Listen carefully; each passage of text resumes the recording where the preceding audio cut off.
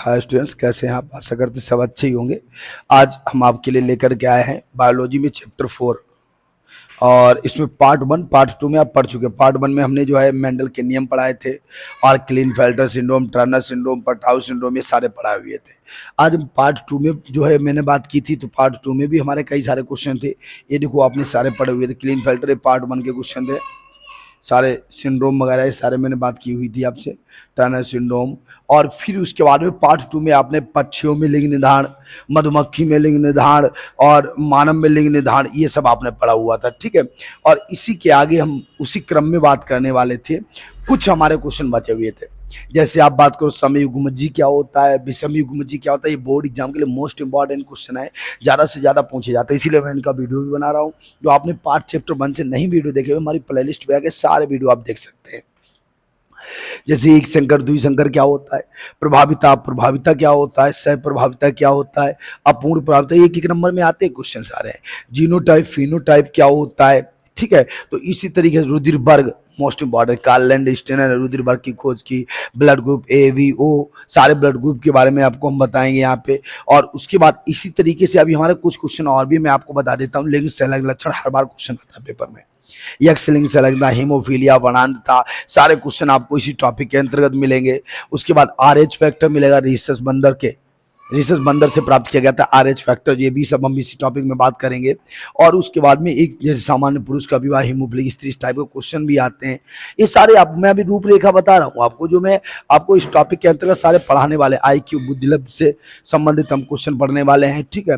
बहुप्रभाविता, lysogenic चक्र, lytic चक्र बहुत इंपॉर्टेंट, और थैलेसीमिया नया क्वेश्चन आया हुआ है जो इस टॉपिक में। आपको ये ध्यान रखिएगा, 10 ईयर विद्या अवतार हालांकि आप भले ही ले लेते हो, लेकिन हमारे पास सभी का निचोड़ होता है, सारे बुक्स का निचोड़ हम लेकर के आते हैं। तो कुल मिला के आपको चाहिए कि ये सारे वीडियो आपको क्लियर करने हैं। जो लोग वीडियो देख रहे हैं वो चाहें तो PDF भी हमसे ले सकते हैं, और अगर PDF नहीं ले पा रहे हैं तो वो लोग इसको नोट जरूर कर लीजिएगा।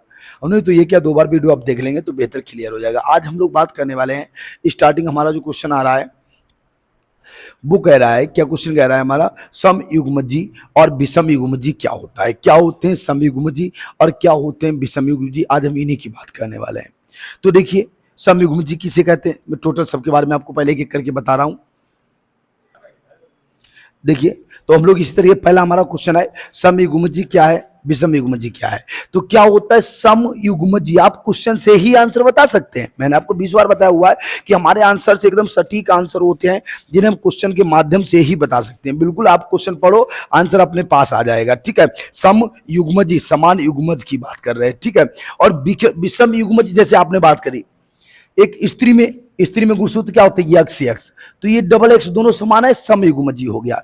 पुरुष में गुणसूत्र क्या होते हैं, यक्ष बाई, तो ये क्या हो गया, विषमयुग्मजी हो गया। तो समयुग्मजी और विषमयुग्मजी की बात करें, विषमयुग्मजी की बात कर रहे हैं, तो देखिए क्या होता है, देखना, समयुग्मजी किसे कहते हैं, जो किसी विशेषक के लिए बिल्कुल शुद्ध होंगे। अगर R है तो R ही होगा, T है तो T ही होगा, स्मॉल t तो स्मॉल t होगा, जो किसी विशेषक के लिए पूर्णतः शुद्ध होते हैं। और ये तो फिर शुद्ध नहीं होते हैं, बात तो वही है। इसमें अलील समान होते हैं, अलील का मतलब गुणसूत्र होता है, अलील का मतलब क्या होता है, गुणसूत्र। कैसे होते हैं, समान होते हैं। अगर कैपिटल T तो कैपिटल T होगा, स्मॉल t, समयुग्मजी। और इसमें गुणसूत्र समान नहीं होते हैं, कैसे, जैसे एक कैपिटल T होगा दूसरा स्मॉल t होगा, एक कैपिटल R होगा दूसरा स्मॉल r होगा, एक कैपिटल Y दूसरा स्मॉल y होगा। तो इस तरीके से इसमें गुणसूत्र समान, अलील समान नहीं होते हैं, ठीक है। नेक्स्ट क्वेश्चन, इसमें अगला पॉइंट होता है, ये केवल एक ही प्रकार के युग्मक बना रहे हैं। अगर T है तो केवल T, स्मॉल t है तो केवल स्मॉल t, लेकिन इनमें जीन की वंशागति में 2 प्रकार के एलील बनते। कैसे 2 युग्मक बनेंगे, देखना, आप एक कैपिटल T ले लो, एक स्मॉल t ले लो, फिर एक कैपिटल T एक स्मॉल t, 2 प्रकार के युग्मक बनेंगे। कैसे बनेंगे, देखो, इसको पहले क्रॉस कराइए, कैपिटल T स्मॉल t, आप पढ़ नहीं चुके हो इसको, यहाँ पे इसको बताते हैं। देखो, जैसे आपने एक कैपिटल T लिया, एक स्मॉल t लिया, या एक कैपिटल T लिया, एक स्मॉल t, तोड़ दो इसको, capital T small t, capital T small t, माना कि ये लाल है ये सफेद है, ठीक है, इस टाइप से ऐसे। तो क्या हुआ, कैपिटल T बन गया, कैपिटल T स्मॉल t बन गया, और क्या बनेगा, ये वाला कैपिटल टी स्मॉल टी बन गया और ये दोनों स्मॉल टी बन गए। तो देखना, माना कि ये लंबे वाले हैं तो 3 तो लंबे पौधे होगा और एक स्मॉल छोटा पौधा हो गया। यही इन्होंने बताया कि इसमें 2 प्रकार के युग्मक बनते हैं। ठीक है, कितने? 2 प्रकार के। इसमें स्वपरागण होने पर स्वयुग्मजीय जीव बनेंगे। एक ही युग्मक के लंबे हैं तो सारे लंबे होंगे। लेकिन इनमें जो स्वपरागण होता है तो समयुग्मजीय कैपिटल टी भी बनेंगे और स्मॉल टी भी बनेंगे और प्रभावी स्मॉल डबल टी भी बनेंगे। यानी इसमें 3 प्रकार के जीव बनते हैं। समयुग्मजीय भी बनेंगे कैपिटल टी, और विषम युग्मजीय वाले वो भी बनेंगे स्मॉल टी कैपिटल टी, और बिल्कुल अप्रभावी वाले भी स्मॉल टी भी बनेंगे। जैसे कैपिटल आर स्मॉल आर का जब आपने क्रॉस कराया था, इसमें अतिरिक्त ओज का अभाव हो तो कोई भी अलग से गुण होगा ही नहीं जब सेम सेम चल रहा है। इसमें जीव में संकर ओज पाया जाता है। तो इस तरीके से हमारा क्वेश्चन कंप्लीट होता है। उसमें अतिरिक्त ओज पाया जाएगा, उधर अतिरिक्त ओज नहीं पाया जाएगा। तो देखो दूसरा क्वेश्चन हमारा देखो क्या कह रहा है।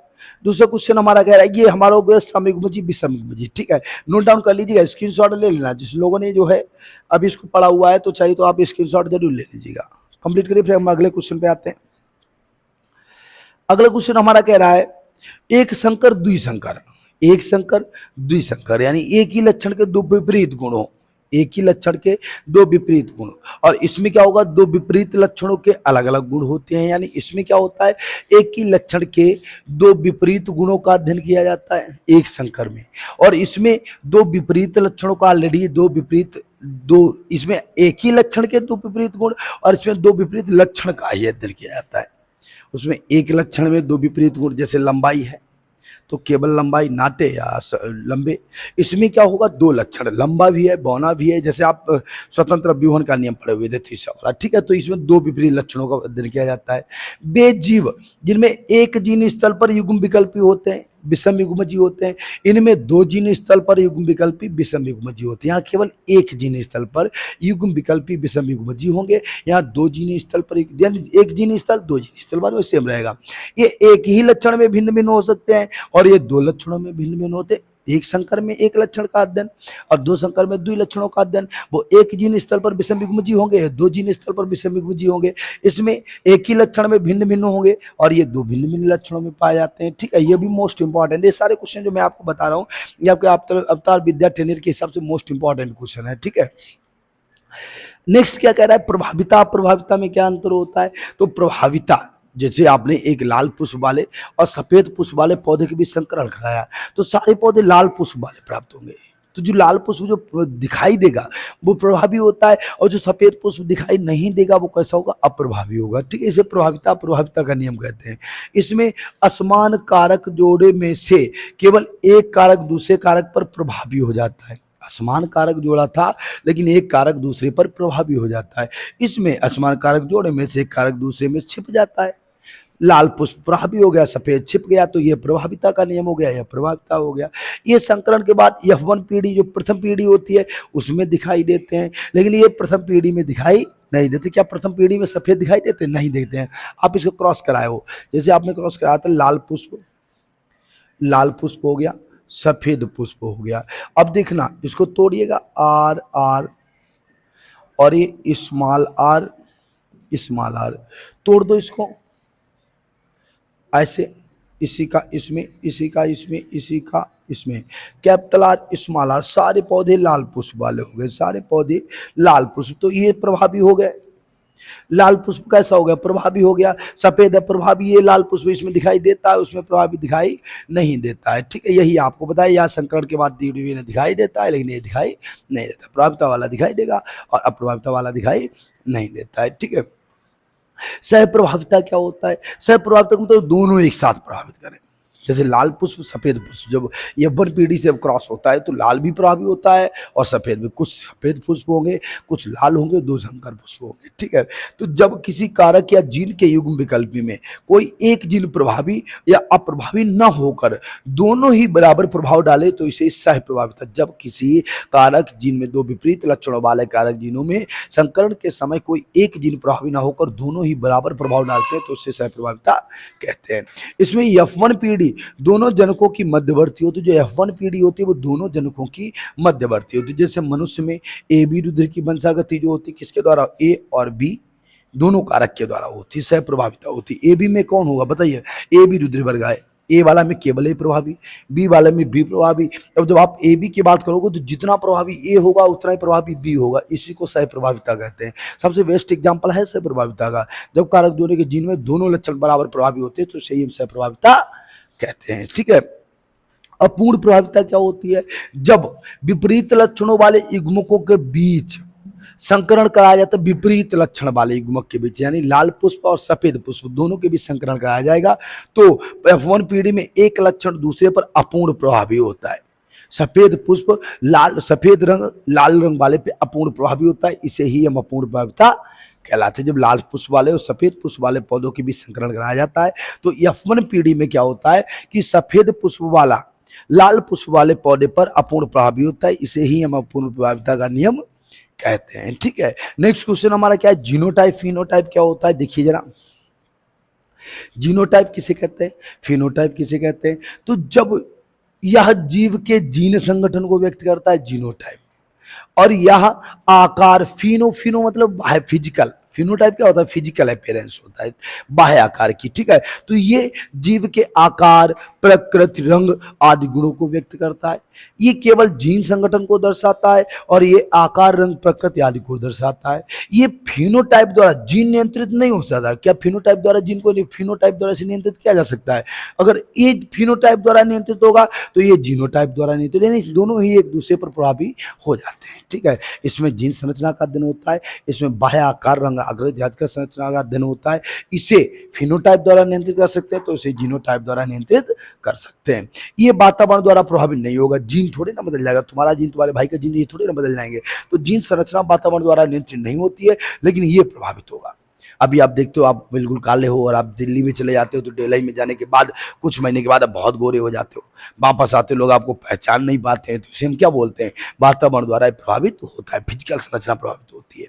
इसके अध्ययन द्वारा जनकों के बारे में याद किया जा सकता है। जीन संरचना में पूरी वंशागत की कुंडली आपकी बताई जा सकती है, मानव जीनोम प्रोजेक्ट आपने पढ़ा है, डीएनए फिंगरप्रिंटिंग पढ़ा है, तो इनमें क्या होता है पूरी वंशावली बताई जा सकती है। लेकिन इसके द्वारा ऐसे आप जनक के बारे में नहीं बता सकते, क्योंकि आपको पता है आप भी गोरे हैं, पड़ोसी भी गोरा है, गांव में 20 और गोरे हैं।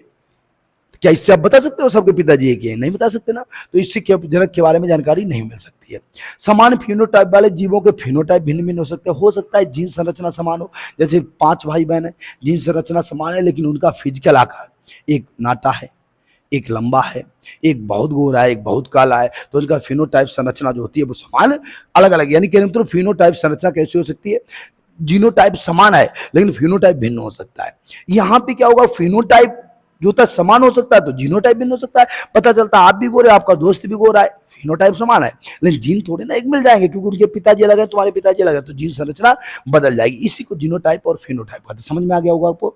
बेहतर है हमें कमेंट करके आप बताया करो। ठीक है। तो जिसमें जीन संगठन का अध्ययन, यहाँ बाह्याकार, रंग, रूप आदि का अध्ययन होता है, ये फिनोटाइप द्वारा नियंत्रित होगा, तो ये जीनोटाइप द्वारा नियंत्रित होगा। इसमें वातावरण द्वारा प्रभावित नहीं होता है, लेकिन ये वातावरण से प्रभावित होता है। इसके अध्ययनों के, इसके जनक के बारे में पूरी वंशावली याद की जा सकती है इसके द्वारा, लेकिन इसके द्वारा वंशावली याद नहीं की जा सकती है। ये समान जीन है तो फिनोटाइप बदल सकता है, और फिनोटाइप समान है तब भी जीनोटाइप बदल सकता है। ठीक है। अच्छी ध्यान नहीं, आपको जीनोटाइप फिनोटाइप आ चुका है पेपर में, मोस्ट इंपॉर्टेंट क्वेश्चन है, विद्या अवतार टेनियर की आवश्यकता नहीं है, आप अगर बढ़िया से इनको पढ़ लेते हो। अगला क्वेश्चन हमारा क्या कह रहा है? रुधिर वर्ग। ये तो अब मोस्ट इंपॉर्टेंट क्वेश्चन आ गया है बिल्कुल। ठीक है। रुधिर वर्ग क्या होता है? कार्ल लैंडस्टीनर ने इसकी खोज की थी। ठीक है। रुधिर वर्ग इन्होंने बताया था। रुधिर होता क्या? एक तरल संयोजी, ये ऑब्जेक्टिव क्वेश्चन आपका आ सकता है। रुधिर क्या है? रुधिर है एक, क्या होगा? प्लाज्मा, विटामिन, ऐसे कुछ भी आ सकता है। तो तरल संयोजी ऊतक भी होगा, तो वहां पे आप क्या टिक लगाओगे? तरल संयोजी ऊतक। रुधिर एक तरल संयोजी ऊतक होता है जो गहरे लाल रंग का होता है। रुधिर शरीर के सभी अंगों में बहता है और ऑक्सीजन और पोषक तत्व पहुंचाता है। तरल संयोजी ऊतक होता है, लाल रंग का होता है और सभी शरीर के अंगों में बहता है, ऑक्सीजन और पोषक तत्व पहुंचाता है। इसके घटक क्या होते हैं? 2 घटक, नंबर 1 रुधिर कणिकाएं, नंबर 2 प्लाज्मा। रुधिर में 2 भाग होते हैं, एक रुधिर कणिकाएं, एक प्लाज्मा। आपने देखा होगा कभी चोट लग जाए, चोट लगने के बाद क्या होगा? पहले ब्लड निकलेगा, रुधिर कणिकाएं निकलेगी और थोड़ी समय बाद ब्लड बंद हो जाएगा, फिर हल्का पीला पीला पानी आ जाएगा, उसी को प्लाज्मा कहते हैं। तो रुधिर कणिकाओं को इंग्लिश में जो आरबीसी होते हैं, red blood corpuscles, red RBCS, corpuscles होता है CS। ठीक है। सेल्स मत बोलना, कार्पल्स बोलना है। ठीक है। लाल रुधिर कणिकाएं जो होती है, इनका दूसरा नाम होता है इरिथ्रोसाइट। रासायनिक नाम इनका क्या होता है? इरिथ्रोसाइट होता है। ये लाल रंग की केंद्रक विहीन कणिकाएं होती है। शरीर में केंद्रक नहीं पाया जाता है, हालांकि आपको पता है सेल कोशिकाएं होती हैं, रेड ब्लड कार्पल्स, कभी कभी सेल्स भी लिखा होता है। तो ये रुधिर लाल रुधिर कणिकाएं होती है, रेड ब्लड कार्पल्स होती हैं, लेकिन इनमें केंद्रक नहीं होता। अच्छा, इसका भी एक अपवाद होता है, ऊंट और लामा। ऊंट और लामा दो जीव ऐसे होते हैं, इनमें केंद्रक पाया जाता है इनके ब्लड में, ठीक है। तो क्यों ये लाल रंग की होती है? क्योंकि हीमोग्लोबिन, इनके अंदर क्या होता है, हीमोग्लोबिन होता है। हीमोग्लोबिन ऑक्सीजन और कार्बन डाइऑक्साइड का भाग होता है, जिससे आप बात करो कि ये बात आप लिख भी सकते हो वहां पेपर में कि ऊंट और लामा में केंद्रक पाया जाता है। अभी मैं आपको जो प्रयास कर रहा हूं दिखाने का, केंद्रक किसके अंदर पाया जाएगा, देखिएगा, ऊंट और लामा। लामा तो आपने देखे हैं, ऊंट तो सब लोग जानते भी हो वैसे। लामा, लामा मैंने आपको दिखाया हुआ है, कई बार मैंने दिखाया भी है। लामा, लामा में जो होता है केंद्रक पाया जाता है, ये लामा होता है। कई सब जो पहाड़ी क्षेत्र होते हैं, मैदानी क्षेत्र होते हैं, पठारों में क्या होता है, इससे सवारी की जाती है। लोग इसको, तांगा नहीं होता, तांगा जैसे बोझा ढोने में भी इसका उपयोग करते हैं। इसके बालों से ऊन बनाई जाती है, और उसके बाद में इसको लोग सवारी के रूप में भी उपयोग करते हैं। लोग इससे जो है सवारी, जैसे घोड़े पे सवारी करते हैं, ठीक वैसे इससे सवारी करते हैं, ठीक है।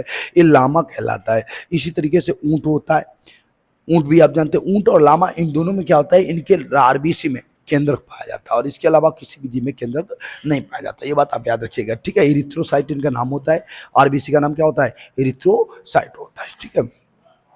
दूसरे नंबर आप लिख देना श्वेत रक्त कणिकाएं, जिनको हम ल्यूकोसाइट कहते हैं। अच्छा, ल्यूकोसाइट में ही मैंने आपसे पहले आपको टॉपिक में पढ़ाया T4 और TH।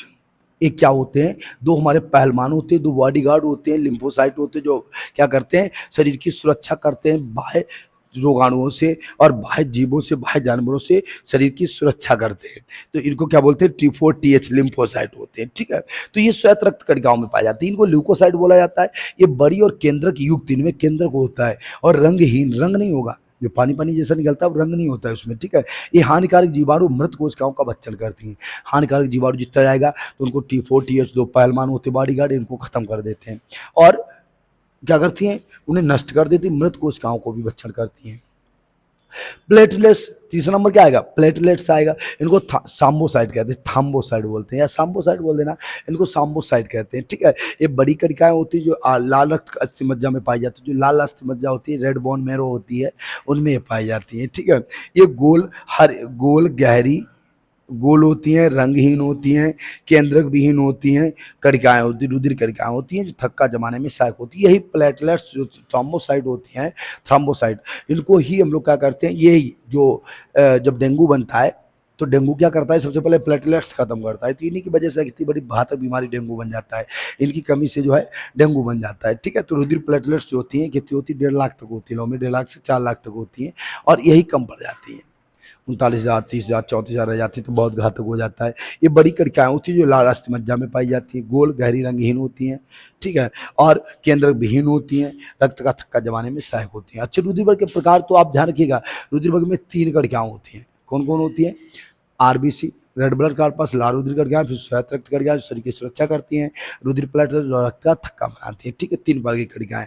रुधिर के 4 प्रकार का होता है, कौन कौन से, तो आप जानते भी हो लोगों में, ए होता है, बी होता है, ए बी होता है, ओ होता है, 4 प्रकार का। अच्छा, इसमें एक चीज, जब आप टेबल बनाएगा रुधिर का, तो ऐसे बनाना, रुधिर, फिर डालना प्रतिजन, एंटीजन मत डालना, कोई दिक्कत नहीं, फिर डालना प्रतिरक्षी, इसको एंटीबॉडीज कहते हैं, और फिर रक्त समूह हो गया, दाता समूह।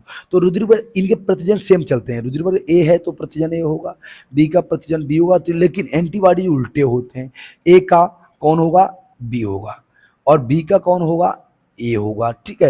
ये चीज ध्यान रखिएगा, प्रतिजन अगर ए का ए होता है, बी का बी होता है, तो ए बी का दोनों होंगे।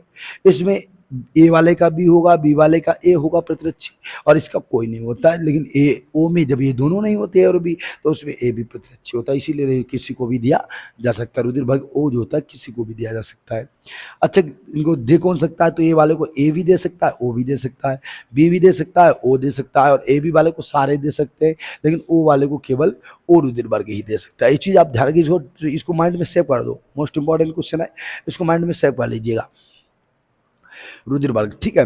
तो कौन कौन से हो गए, ए बी और ओ, ठीक है। ए बी है, फिर ए वाले में ए होगा, बी वाले में बी होगा, ए बी होगा प्रतिजन, यहाँ कोई नहीं, इधर बी होगा, स्मॉल स्मॉल ए होगा, कोई नहीं होगा, फिर दोनों होंगे, ठीक है।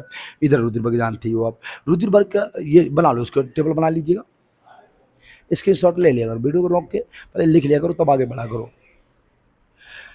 रक्त प्रकार क्या होता है, तो अभी आपको पता है ओ क्या होता है, सर्वदाता। रक्त वर्ग ओ जो होता है सार्वभौमिक दाता होता है, और जब ए बी क्या होता है, ए और बी दोनों एंटीजन होते हैं, इसलिए सर्वग्राही होता है। एक ऐसा ए बी सर्वग्राही होता है और ओ रुधिरबर्ग सर्वदाता होता है, ठीक है। ये चीज आप ध्यान रखिएगा।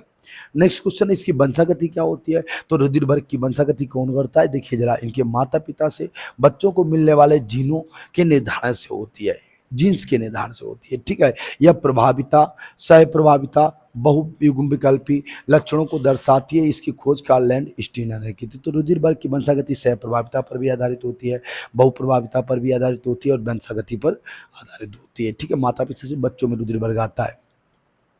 अच्छा देखो, अब लिंग सैलग लक्षण, ये हमारा मोस्ट इंपॉर्टेंट क्वेश्चन है, लगातार पेपर में आता है। लिंग सैलग लक्षण क्या होता है, तो लिंग सैलग लक्षण 3 बार के होते हैं। एक यक्ष लिंग सैलग, जो यक्ष पर स्थित हो, जिसका कारक यक्ष पर स्थित हो, यक्ष लिंग संरक्षण लक्षण होता है। हीमोफीलिया, रतौंधी, वर्णांधता, इनमें पाया जाता है यक्ष लिंग संलक्षण, ठीक है। तो ऐसे लक्षण जिनके जीन